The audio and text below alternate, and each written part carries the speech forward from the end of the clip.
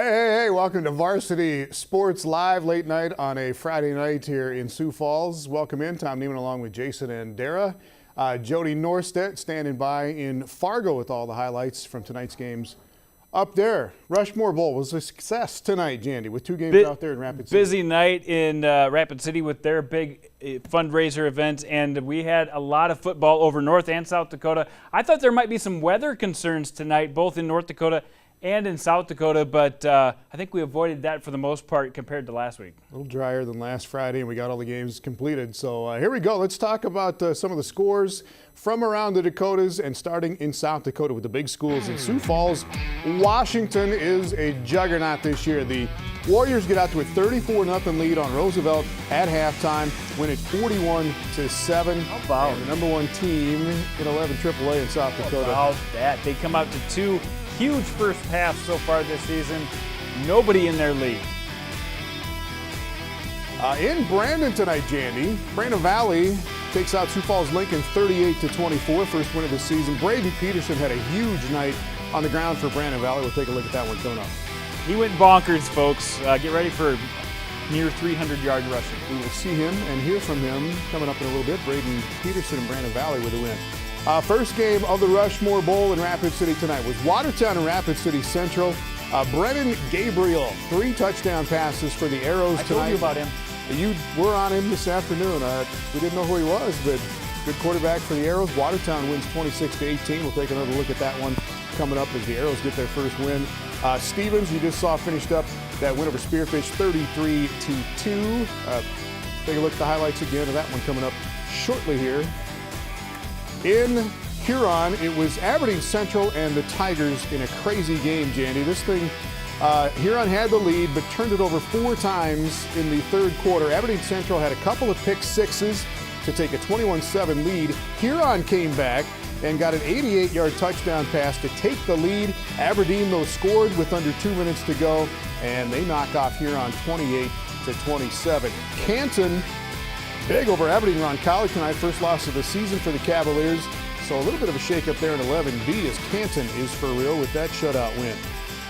In Pierre, another weird game. Yankton was ahead 14-0. Garrett Tennant with a couple of touchdown passes. And the Bucks had a 14-0 lead, but Pierre came back. They had 2 pick sixes in the first half, got the lead back at halftime, and then Peyton Zabel and the guys take over with 42 straight points to win this one 42-14. A lot of Douglas, there were a lot of pick sixes in 11AA in South Dakota. Douglas over Sturgis 33-9. So Douglas with its first win of the year. Couple of games on Saturday. We'll talk about these coming up later. Mitchell and Brookings will hook up, and Sioux Falls O'Gorman takes on Harrisburg in a very interesting matchup in the Dakota Bowl. That is at 7 o'clock on Saturday at Howard Wood Field.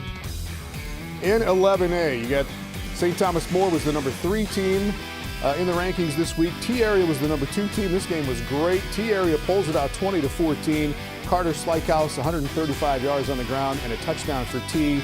And we'll have some highlights of this one shortly. Number 1 Madison, Oliver Belfouche, they led it 47-0. Josh Giles, 4 touchdown passes. All of them went to a Jonky, one or the other. Mostly Jaden. Jaden had a couple of them. And Madison rolls over Belfouche. 9-man football in South Dakota. In 9AA, a couple of really good games tonight. Bonham goes to Miller and knocks off the Rustlers 34-28. Top 5 teams there going at it.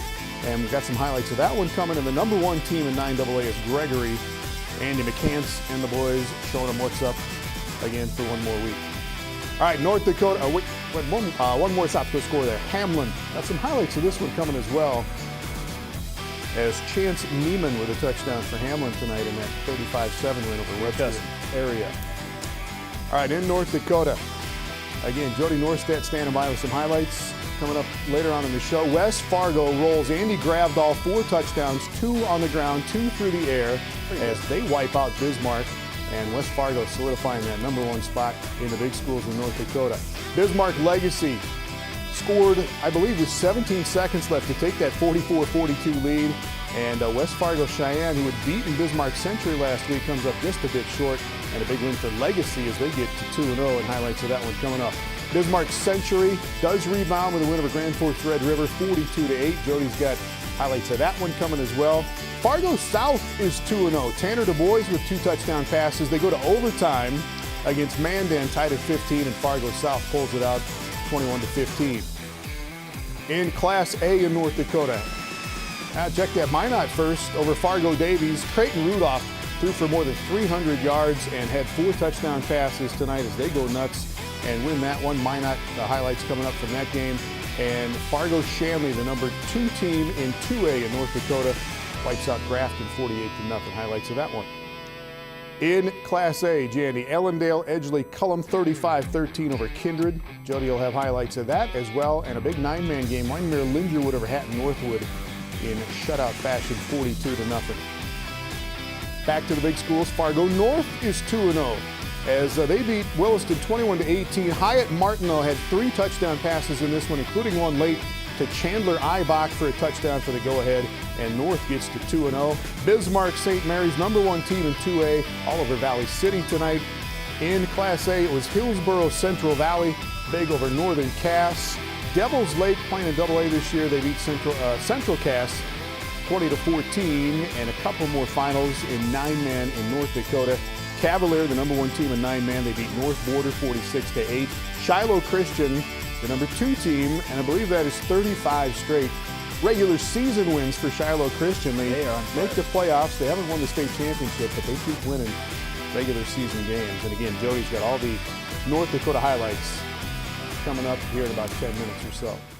Let's get to the South Dakota highlights. Let's get to it. Let's go back to Rapid City and the Rushmore Bowl, and we had Watertown making the trip to Rapid to take on Rapid City Central. Watertown lost to Mitchell last week. Central with that win over Lincoln in the first game of the season. And tell us what's going on here, Jandy, early on in this game. Carter Deming was the man, but Watertown has come up with a lot of big plays this season. There was one big play by Brennan Gabriel getting them in the touchdown. They had another big play from Blake Holden earlier in the game, and the Watertown big plays added up early on in this ballgame. Blake Holden had 141 rushing yards, including a touchdown early on. Gabriel had 3 touchdown passes. The Arrows led 13-0. They led at 13-3 at halftime. And Carter Deming did score a touchdown early in the second half to get Rapid City Central back in the ballgame. It was just a 13-10 game at one point, Jandy. It was it was a swing. You had the first 13 points scored, then Rapid City Central came back and scored a couple of their own touchdowns, but Watertown finished this thing off, and it was with Blake Holden. This guy, like Curtis Riggs said, he looks like Mike Allstott out there. He is getting it done. And then they went to the air. Brendan Gabriel threw 3 touchdowns, like you said, on the day. You see one right there, and then he found his speedster, Garrett Dieterman, on the last one, who makes that look easy. He had his back to the ball and still came down with it. Watertown got up 26-10. Arrows had a couple of their own turnovers late in the ball game. Rapid City Central with one there, but Carter Deming will add another touchdown later in the ball game for Rapid City Central. 132 yards and 2 touchdowns for Deming to make it 26-18, and that is how it ends up in Game 1 of the Rushmore Bowl. So the Arrows get their first win behind Brennan Gabriel with those 3 touchdown tosses. I think they've got some potential, this Watertown team, to maybe cause a little bit of a rustle in that second tier of 11 AAA this year. All right, Watertown taking on Stevens next week. Stevens was the second game of the Rushmore Bowl in Rapid City tonight, taking on Spearfish. Spearfish, 11 AA. Stevens out of the big class. Doing some popping early on here, and Stevens has got a running back, this guy right here, Cody Bevier. I like saying Bevier. I know, I think it's Bevier or something. Bevier, it's Bevier. I heard the PA announcer say Bevier, he had a touchdown there to make it 7-0. The Spartans would get a safety and make it a 7-2 game, and it stayed that way at halftime. Spearfish had a really good chance late in the first half to score and take the lead, but could not get it done, and the Stevens defense holds them to a safety in the first half. Yeah, it was a game of field position. This was the big catch made when you probably should have just kneeled on the ball. They got all the way down to the 5-yard line, couldn't convert before halftime, and that's when the momentum really switched for Rapid City. Stevens, to see the backup quarterback come in, make a huge play that time downfield, and then they converted on a Teagan Heckle touchdown to get the touchdown there, and then even more offense from this Rapid City Stevens team, and they keep running it in from all sides and ways. That's 5 rushing touchdowns in this game for Stevens. And this was the big one, right? Branson Keel, a freshman, had that touchdown in the third quarter and they get 20-2, and then Cody Bevere goes 90-plus yards to the house to make it 26-2.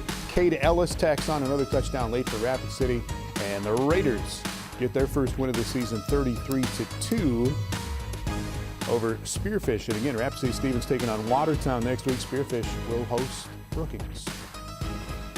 All right, back in Sioux Falls, meanwhile, this was supposed to be the big battle in 11 AAA, Jandy. Washington and Roosevelt playing at Howard Wood Field. Both big wins last week, but Washington got after Brady Dannenbring, the young quarterback for Roosevelt. And again, they're swapping between him and Carter Lohr, but Seth Benson with a sack here, and they just got after him. That's the story of the game. You have 4 new starters on the offensive line for Roosevelt. Washington found every hole, and then Tupac came up with one of his big games, 3 touchdowns on the night for Capella. Yeah, Jaden Johansson had already thrown for one and run for one, and then Capella takes over.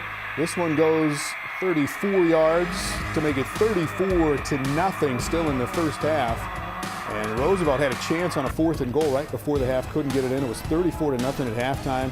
Tupac with his 3rd touchdown of the ball game in the second half to make it 41-0. And this was the lone touchdown for the Riders tonight off a tipped pass. Doug Wells takes it back for a touchdown. But that was it for the Riders tonight. They did not score an offensive touchdown, and Washington wins it 41-7. Yeah, you see it there. Capella, 3 rushing touchdowns. Johansson put in his. So last week scored 38 points in the first half. This week only 34 points in the first half, but still a good effort by Washington. O'Gorman coming up next for Sioux Falls, Washington. That could be very interesting coming up next week. All right, Sioux Falls, Lincoln out at Brandon Valley tonight, and Lincoln took that 1-point loss to Rapid City Central. Brandon Valley got a taste of Washington and a loss in the first week of the season, but Braden Peterson was amazing tonight.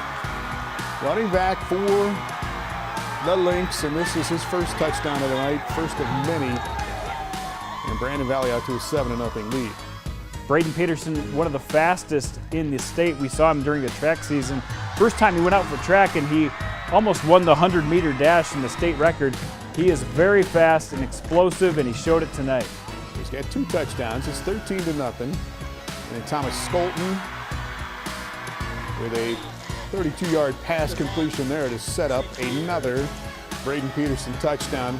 And it was 20-0. It was 23-3. And then Lincoln started coming back in the second half. Preston Eisenbrand to Zach Hansen there to make it 23-10. Yeah, they could have just shut down at that point, but this Lincoln team kept fighting. They got Preston Eisenbrand going, get a special teams touchdown.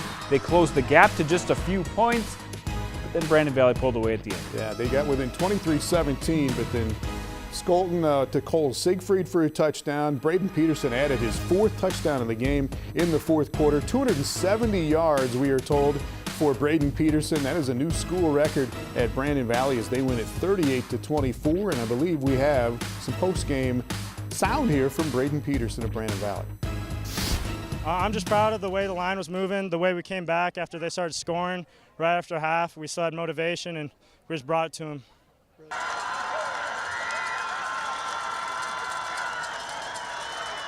Again, Lincoln came back, but Braden Peterson, 270 yards, and he gives credit to his offensive line, and they did the job tonight. But he is kind of a special running back. As well he should, and a lot of people thought with Cade Trevere coming back, he might get more of the carries and they'd be more balanced, but I really thought the bulk of the carries this year go to Braden Peterson. He did a great job last year, but this year he has really turned it up another notch. Great effort by Braden. And Brandon Valley thumped by Washington in the opening week of the season, but Brandon doesn't Valley's look so bad now. Brandon Valley's going to be pretty good. Getting thumped by Washington is just an average game for anybody. I mean, really, it doesn't look so bad now. All right, congrats to Braden Peterson on the school record out there in Brandon Valley tonight. Let's go to 11A, Jason. We got St. Thomas More and T Area. This is an outstanding matchup. Both teams 1-0. I was very interested to see what happened in this game. Jake Larson gets the 61 yards down to the 10-yard line on that one, and then Kane Cavanaugh, he will roll out and get picked off. Nathan Oshner comes up with the big interception. Kavanaugh did have a big night, though, and T-Area got out to a 13-0 lead in this game. This guy's special, Carter Slykehouse. Carter Slykehouse, after a couple of fumbles in the third quarter here, Slykehouse with that touchdown made it 20-14. And we won't see much of Kavanaugh here, but Kane Kavanaugh, the quarterback for St. Thomas More, had 210 yards and 2 touchdowns, but they come up short on the road against a very good T team. Slykehouse 135 yards on the ground as St. Thomas More falls 20-14, and T-Area gets to 2-0. And the Cavaliers led, and I did not expect them really to lead in this game. That's a much better effort than I expected out of St. Thomas More, because I do respect the T-Titans so much. Yeah, St. Thomas More led 14-13 at the half. Just that Slykehouse touchdown in the second half, and T-Area gets the win there. All right, let's go to Canton, and I don't know if people will be surprised by this tonight, but Aberdeen Roncalli on the road at Canton, 11B matchup. Roncalli 2-0. They had not allowed a point in the first 2 games, and Canton gets 38 on them tonight. Kristen Beechler there from Scott Peterson for a touchdown. Canton led 17-0 at halftime. I have to admit, this Canton team is much more explosive than I thought they would be, and they dominated in all facets of the game. Look at this.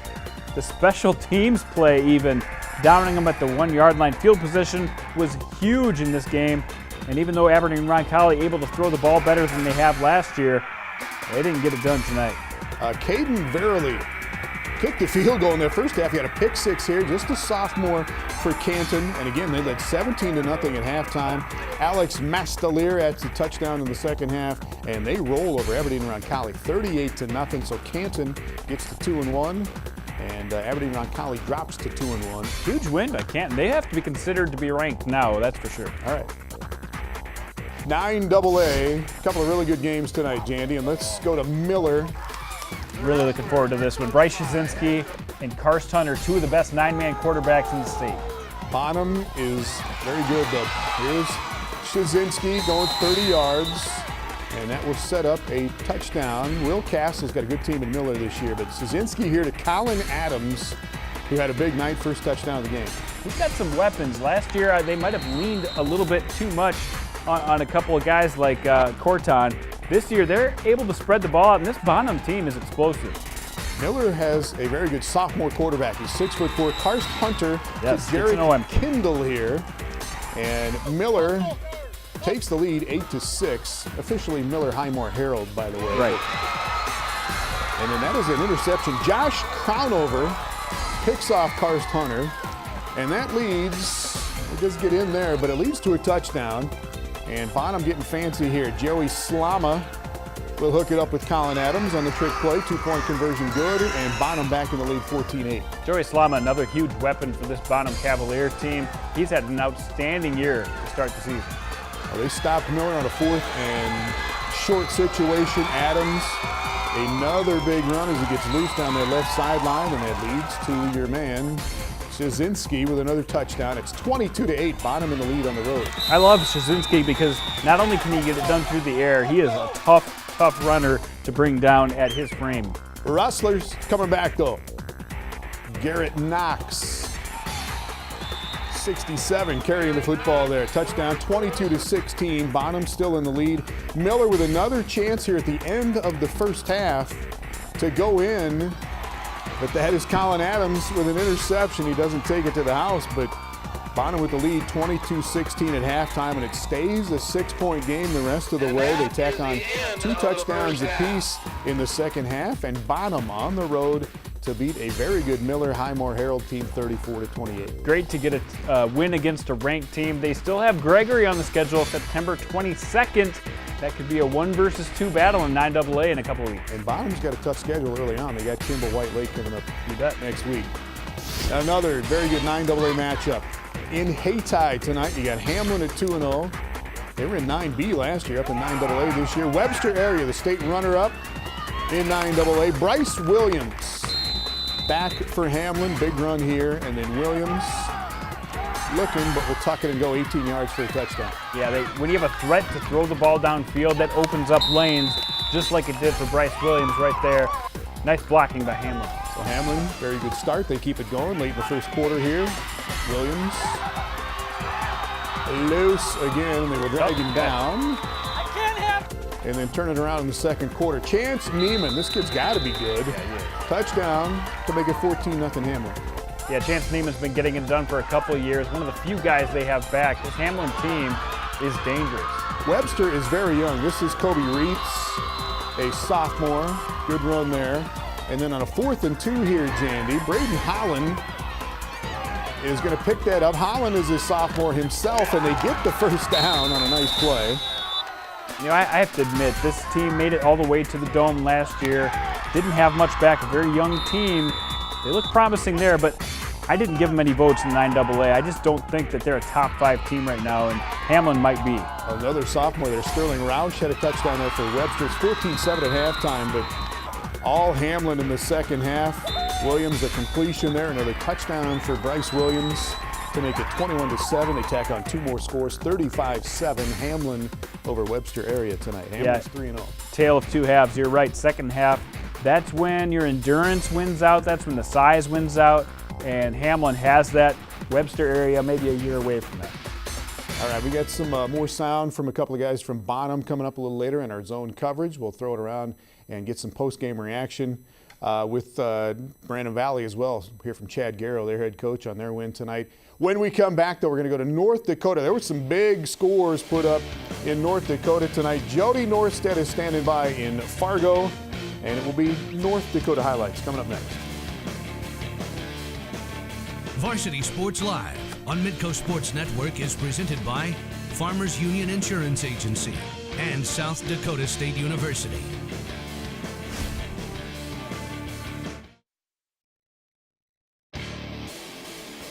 Welcome back to Varsity Live, and let's get up to Fargo.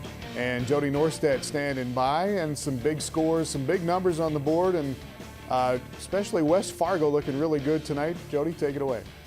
Yeah, guys, after tonight, we were hoping to have a clear picture of who the top teams in the state are, and we had a couple of games that would help decide that. One of those games is the showdown with third-ranked Bismarck visiting top-ranked West Fargo. As we take a look at these highlights, both programs coming off big wins last weekend. The Packers topping Minot, and the Demons knocked off Davies. The Packers have had their share of struggles against Bismarck on their home turf, and it looked like deja vu right at the beginning. On the first drive, Luke Lennon hauls in the pass, but the Demons strip it loose and recover near the sidelines.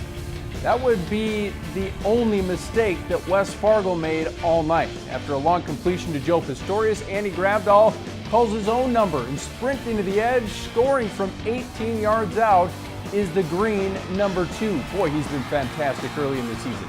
Next possession, it's Grabdahl through the air. This time, he's going to go to Jake Faircloth, who makes a nice sidestep move, and check out the speed demon. Flashing to the pylon right in front of the cameraman. Smart move. 6 more points. Packers up 14-0 late in the first. New quarter, same result. Grabdahl is going to go over the middle, this time to Tanner Zepeda, the senior receiver. Turns on the jets, runs toward the camera. That's how you get on Varsity Sports Live. 58 yards later, he's in the end zone. And how about this? He's going to refuel and get back out there. Ensuing possession for Bismarck. They get stuck in a 4th and long. Will Madler goes to the air, and it's intercepted by guess who? Zepeda.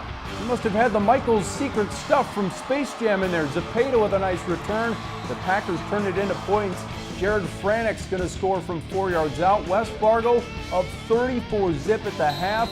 Grabdahl puts a bow on his night early in the third.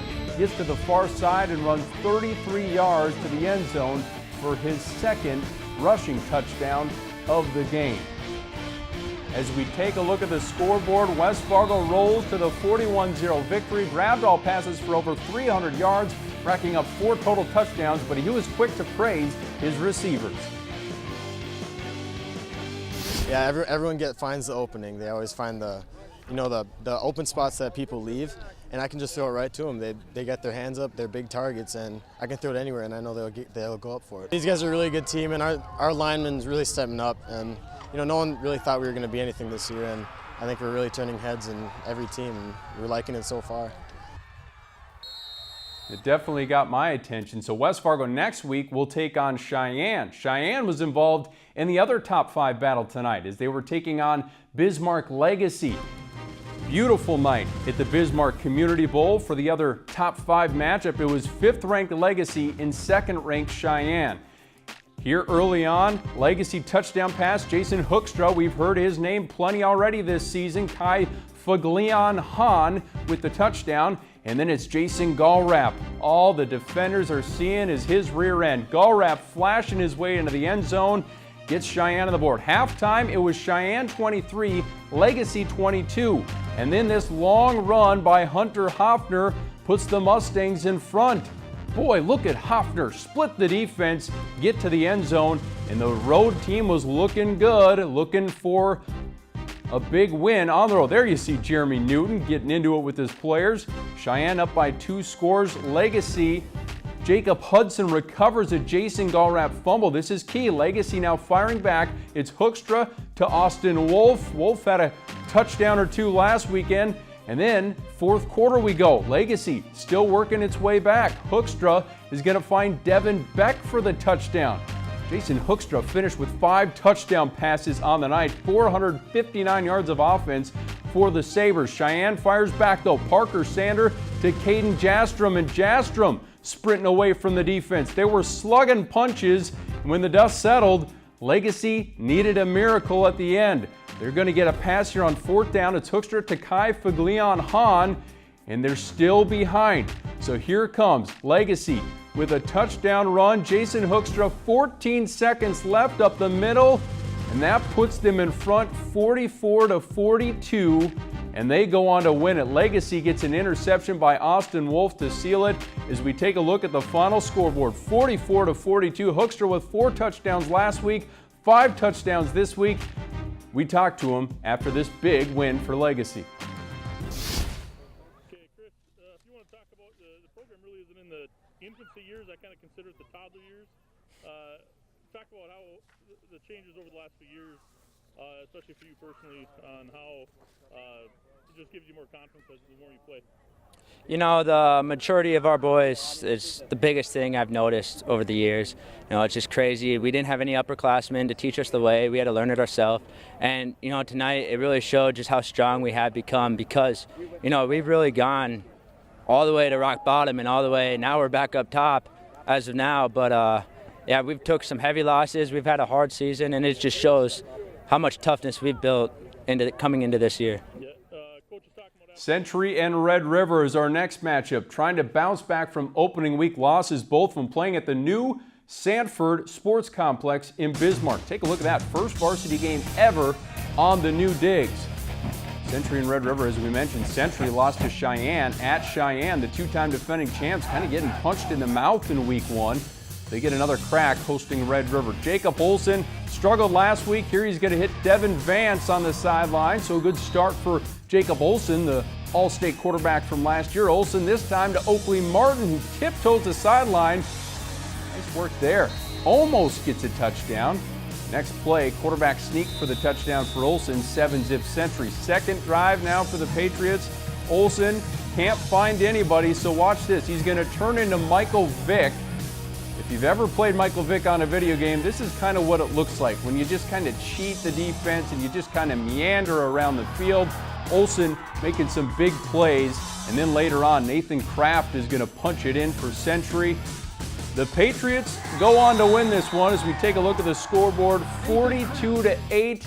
They are victorious. Jacob Olson finishes with 8 of 11 passing, 113 yards. Let's hear from the Century quarterback. This game kind of really went how we expected tonight. We really put our all out there, and we really meshed well together and played, 11 guys playing for one goal instead of 11 individuals out there. And I'm just really proud of the way we did tonight. My favorite play was probably the sack I had on the sidelines. I was lucky enough to have a good read, and the guy gave me a chance to make a play, and the adrenaline got me the speed that I needed, and I was able to bring him down. The next matchup on the docket, Mandan at Fargo South, 2 teams that are unbeaten. Let's check out the highlights here is the Bruins. This one was a thriller, folks. This one went into overtime between these 2 unbeaten teams, and quite the trek always from Mandan to get over to Fargo South, but a good matchup nonetheless. Late second quarter, it is 10-7. We'll skip ahead to Davies. Minot and Davies both looking to get in the win column after falling in their openers. Opening drive for the Magi. Creighton Rudolph on the bootleg finds an open Lofton Klabundi for the score. Minot up 7-0. Second quarter now. The Rudolph to Klabundi connection strikes again, this time from 15 yards out for 6. Magi up 21-7. They led 24-7 at halftime. Davies desperately needed a big play to get back in the game, and they get it on the opening kickoff of the second half. Ty Satter makes a couple moves, gets a couple big blocks, and he's off to the races. 95 yards for the touchdown. The Eagles get the big play they need. Now it's 24-13 Minot. Danielson would add another touchdown to make it 31-13. Then watch this play. Play of the night nominee Jesse Forknell to Nick Toshchik. Oh boy, what a juggling catch. That cuts the lead to 31-19. The Magi then goes back to what's working. That's going to be to the air. Peyton Lamore takes the bubble screen, finds a hole, and he won't be touched. He had a touchdown call back last week, not tonight. 72 yards to Pater. Minot up 38-19. Lamore and Rudolph were unstoppable, and if it worked the first time, why not try again? Rudolph with his third of 4 touchdown passes on the night. It's 45-19. Minot rolls in this one as we take a look at the scoreboard. 59-32 the final. Minot will take on Bismarck next week as they begin WDA play. Davies will be at Fargo North. Let's take a look at Shanley and Grafton. Shanley fresh off its 14-7 win last week over Jamestown. The second-ranked Deacons taking on Grafton up north. Deacons quarterback Caden Kuhneman hits Jacob McKeever up the middle on the first play of the game. Boom, right there, number 32 with a stiff arm, goes down to the ground. The Deacons capitalize on their first drive. Jake Cava getting a lot of looks from D1 schools, folks. He's getting most at linebacker. He's a pretty good tight end, too. He catches the touchdown, 7-zip Shanley. Just a few plays later on the defensive end, Tom Erie, another big-time playmaker for the Deacons with the interception. And he returns it pretty deep after the pick. Offensive pass interference penalty. The Deacons' Haley Buchholz fakes out a number of Grafton players to make up for the lost yardage.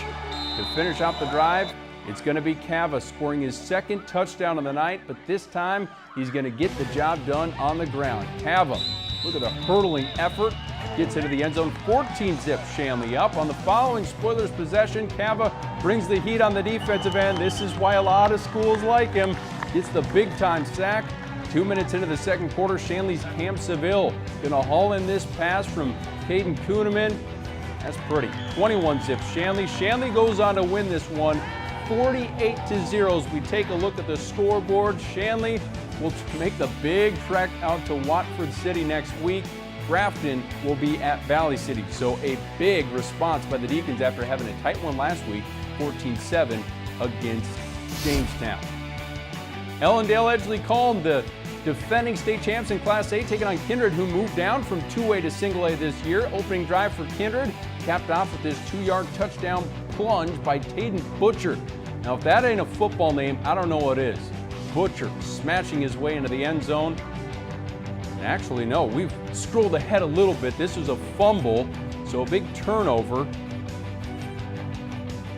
I think these might be the end of the highlights there. Unfortunate, but EEK goes on to win it 35-13. Let's go to 9-man. Third-ranked Wyoming Lidgerwood up visiting Hatton Northwood, home to Thunder. A night where we had plenty of storms. Wyatt Harless, Seth is his older brother, Wyatt Harless to Ismail Vasquez for a big game. The two hook up on the next play as well, this time for a touchdown. Wyoming Lidgerwood up 8-0 early. They're a strong team in the 9-man ranks, up to number 3 in the polls. The teams trade fumbles on their next possessions. Then Wyatt Harless is going to hit Luke Furch on the long bomb. Warbirds lead at 14-0. That is a pretty pass and a great catch by Furch. Second quarter we go. Harless was active on defense as well, picking off a stray Avery Thorsgaard pass and taking it 72 yards to the house. One of 2 pick sixes for Harless in the game. You think he's the MVP? I think so. Wyoming Lidgerwood goes on to win this one 42-0 tonight. We talked to the star of the night afterward. Here's what Harless had to say. Every week our goal is to get better. And if we think we're already to the max, no. We're looking at Thompson and we want to get there. They're ahead right now, but we want to get there.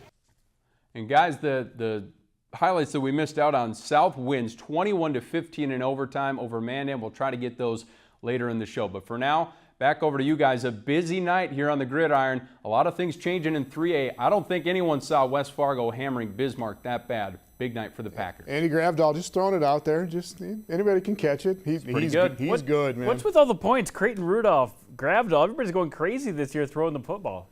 It's like unbelievable stats. I think maybe is there a fantasy football league starting for high school football? Because these guys would be That's a great pretty idea. good to draft. That's a great idea. We're going to start that. We're going to get in trouble now. We're going to get in trouble because of that. All right. Thanks, Jody. We'll get back to you in a little bit with some more post-game from the coaches tonight. And when we come back, our zone coverage, we'll throw it around. We'll hear from Chris Clements at Bismarck Legacy, Ron Wingenbach at Century. We'll hear from Chad Garrow at Brandon Valley on their win tonight. Some of the coaches with some post-game reaction as we continue on Varsity Sports Live.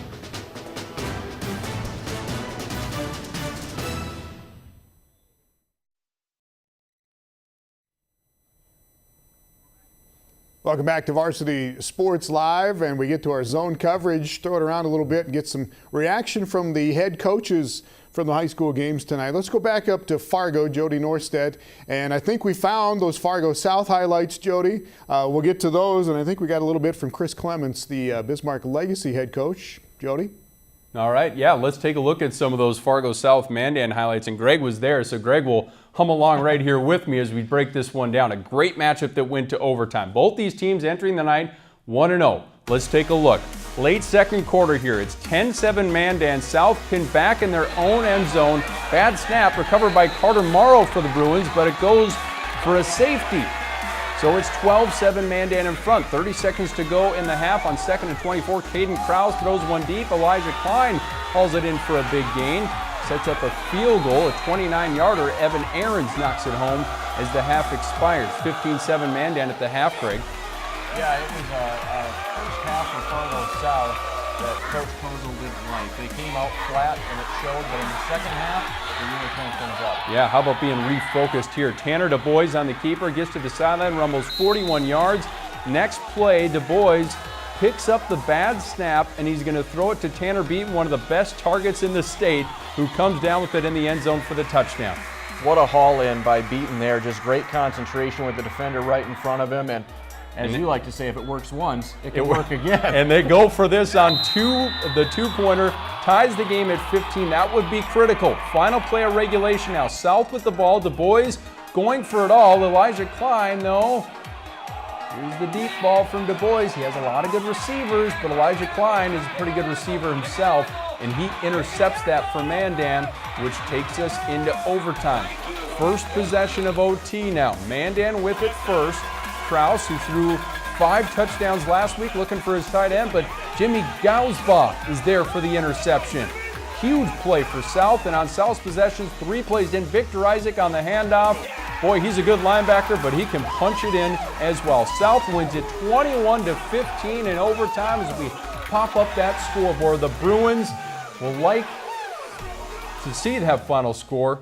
They are 21-15 winners tonight, and they remain unbeaten. So South is undefeated, North is undefeated, West Fargo is undefeated.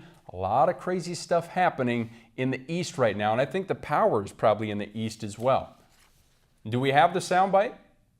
All right, let's take a listen to the to the West Fargo reaction first. Jay Gibson's West Fargo Packers pick up a huge win tonight, 41-0 over Bismarck.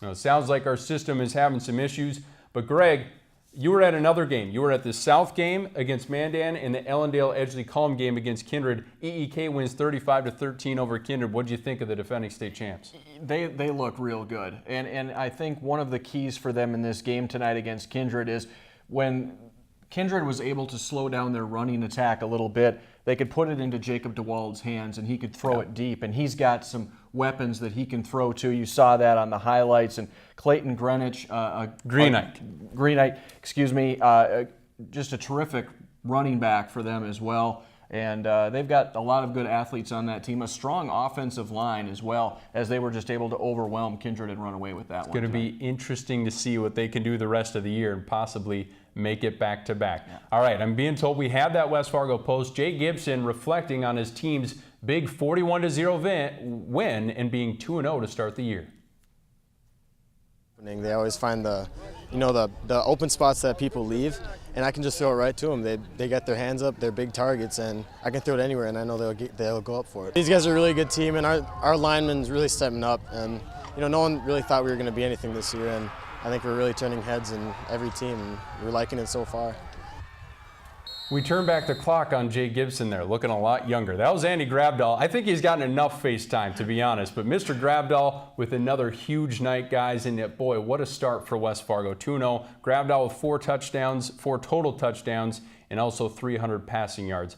But Tom and Jandy, we'll throw it back to you on a busy night here. Some statements made across the state. Hey guys, just one last question for you guys up there. There's always the debate on which way the state of North Dakota leans. Is the East better than the West this year? You got West Fargo, who's really good, but out in the west part of the state, Bismarck Century still very good. Bismarck Legacy looks to be a good team. Which way is the state kind of tilting right now? Minot's good, yeah.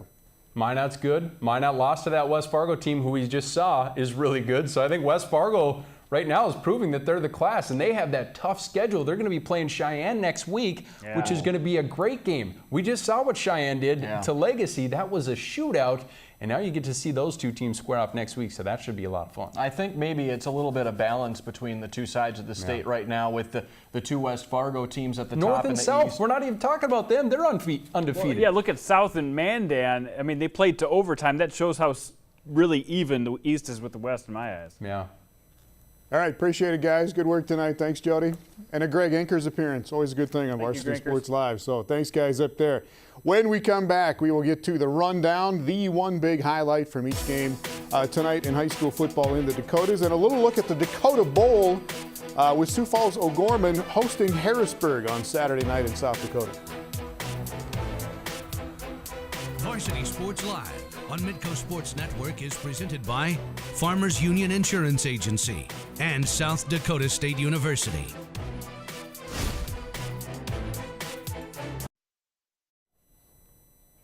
Welcome back to Varsity Live here on a late night in South Dakota and pretty much late night everywhere. But anyway, let's get to the rundown, Jandy. This is a thing where we put together one really cool highlight from each game we had a camera at tonight. And in the Rushmore Bowl, Watertown beats Rapid City Central. Great play that time by Garrett Dieterman coming down with it.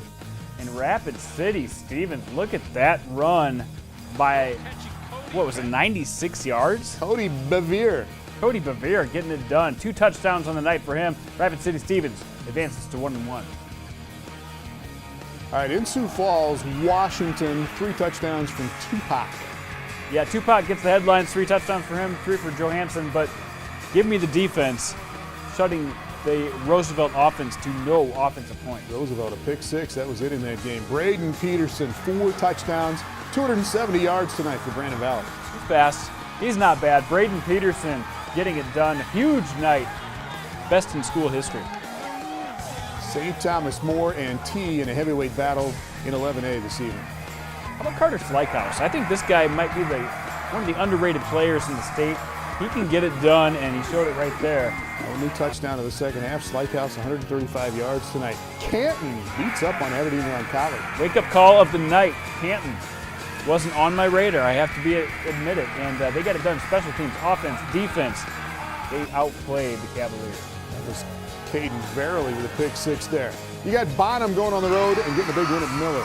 Colin Adams, huge night. Huge night for Bryce Shazinski as well. And a big night for Bryce Williams and Hamlin. Williams, couple of touchdown runs, and they win 35-7. 9AA is getting interesting. Gregory's dominating, but look at this. We've got Hamlin, we've got Bonham, we've got some good teams contending. North Dakota, Creighton Rudolph and Peyton Lamore and Logan Klabundi. This is Lamore.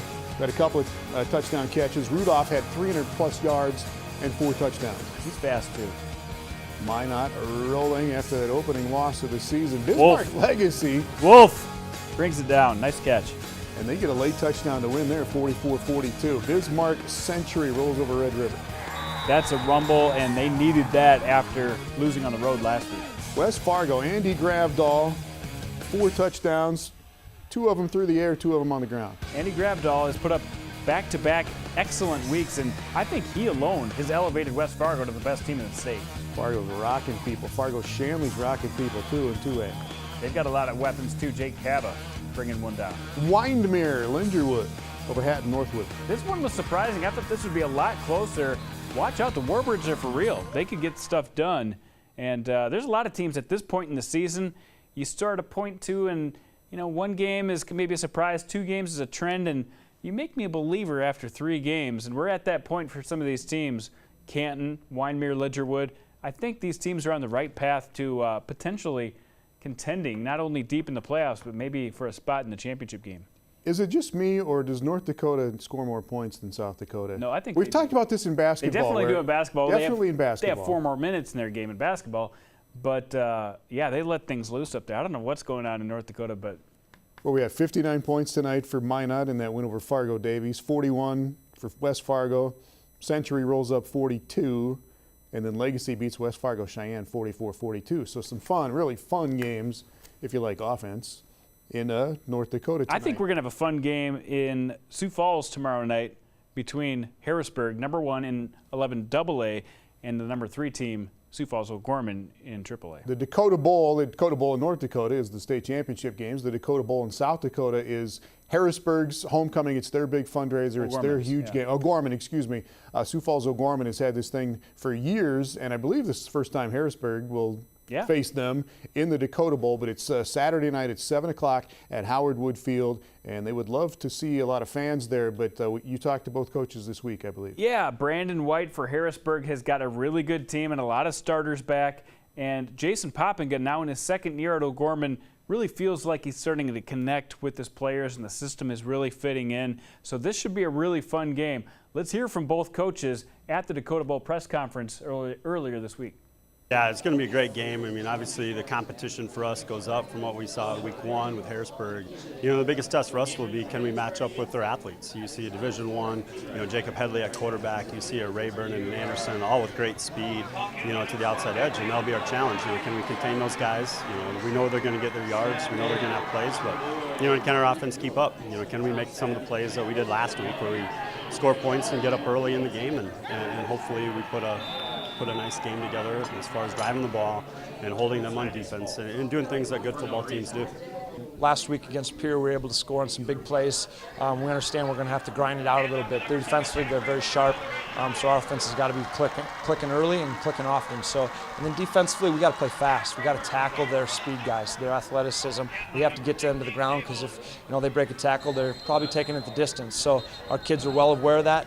They understand what their keys are, and hopefully we have a couple good game practices here to fine-tune the things we need to work on to get ready for this game. All right, Harrisburg in 11 AA right now. It's going to be a matter of time before they're one of the biggest schools in the state. But this they'll be a AAA soon. This is a really interesting matchup, isn't it? Just because of the reasons they talked about. Because you got Isaac Struck, good quarterback for O'Gorman. Canyon Bauer, their receiver, running back, is probably top 3 players in the state of South Dakota. Top 3. Canyon Bauer is probably maybe the best player. Well, in I South think Dakota. he's the most special athlete as far as playmakers go. Like, he can individually change a game like nobody else, because he can do it in the flats, he can do it downfield, he can do it on defense, he can do it on special teams. I'm really impressed with what Canyon Bauer does, and he has the measurables to go with it. But they're special players on both sides of the ball. Harrisburg, you talk about Jack Anderson, great running back. Hunter Headley's been a really good quarterback for a couple of years. Jack Rayburn is a kid that we really didn't know about, but he took a punt or a kickback last week for a touchdown, about 70 yards. Super fast. Very fast, so he's kind of a 3rd star for Harrisburg. And we talk about those offensive stars, but in this game, Harrisburg's going to get it done on defense. Michael Curry and that defense shut down Peyton Zabel in the first week of the season, for a partial game. And Peyton Zabel put on a show tonight in Yankton. That shows how tough this Harrisburg defense really is. A lot of starters back. Even some guys go 2 ways. Hunter Headley, Jack Anderson, both making an impact on defense. It's going to be an excellent game. O'Gorman is 1-0. Harrisburg is 0-0 right now. They still haven't completed that game they had against Pierre that was suspended last week. So Harrisburg still looking for their first decision of the season. But Dakota Bowl at Howard Wood Field Saturday night at 7 o'clock. We'll get some highlights for very good. Midco Sports. We got live college football on Saturday at 1 o'clock. This will be good too. Minnesota State Moorhead at Augustana. Check it out live on Midco Sports Network. Thanks for watching Varsity Sports Live.